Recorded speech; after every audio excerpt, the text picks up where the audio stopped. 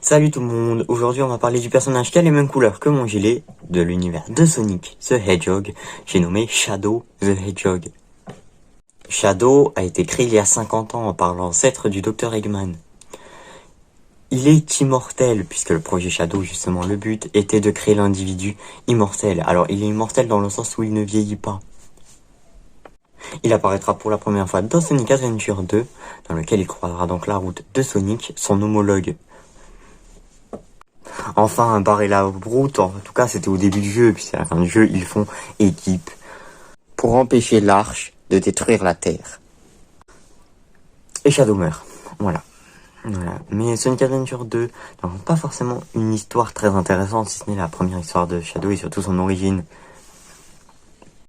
Dans Sonic Heroes, Shadow ressuscite, il est plutôt ressuscité par Rouge et Omega, donc Sonic Heroes, je rappelle, ça fonctionne en team de 3, et donc la team Dark est composée de Shadow, Rouge et Omega, et ces 3 personnages vont donc enquêter sur des Metal Shadow, ainsi que sur le passé de Shadow.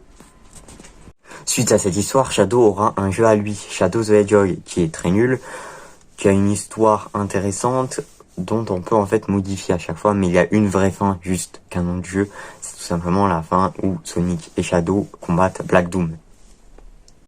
Le prochain jeu dans lequel Shadow apparaît est Sonic the Hedgehog 2006. Dans ce jeu, l'histoire est divisée en 3 parties, l'histoire de Sonic, l'histoire de Shadow, c'est cette dernière qui nous intéresse, et l'histoire de Silver. Donc Shadow, qu'est-ce qu'il fait? Il libère Mephiles the Dark, qui je le rappelle, est celui qui a un peu créé Solaris et foutu la merde dans le futur de Silver. Mephiles essaye alors de le corrompre, mais Shadow reste droit et s'allie à Sonic et Silver pour le battre. Par la suite, Shadow réapparaîtra dans Sonic Génération en possession du Chaos Emerald. Il défiera Sonic, s'il le bat, Sonic pourra récupérer la Chaos Emerald. Sonic réussira donc à le battre et à récupérer la Chaos Emerald. Il apparaîtra enfin dans le dernier jeu de la licence Sonic, Sonic Forces, où il aidera la plupart des autres persos contre Infinite, quoi. Mais il sortira plus tard un épisode of Shadow qui racontera donc le passé d'Infinite, qui est plus ou moins en fait lié à Shadow. Et c'est au final à cause de Shadow que Infinite est devenu comme ça. Vous l'aurez bien compris, Shadow est un peu le Vegeta de l'univers Sonic. D'abord méchant, il devient ensuite gentil.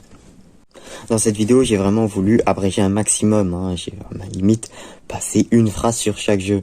Mais bon, j'ai raconté l'histoire quand même sur des grandes lignes, parce que globalement, dans la plupart du jeu, surtout des récents jeux, c'est un personnage assez secondaire. Et voilà, on arrive à la fin de la vidéo, j'espère que vous l'avez apprécié. Si c'est le cas, n'hésitez pas à lâcher un petit pouce qui pointe vers le ciel et à cliquer sur s'abonner. Et sur ce, salut!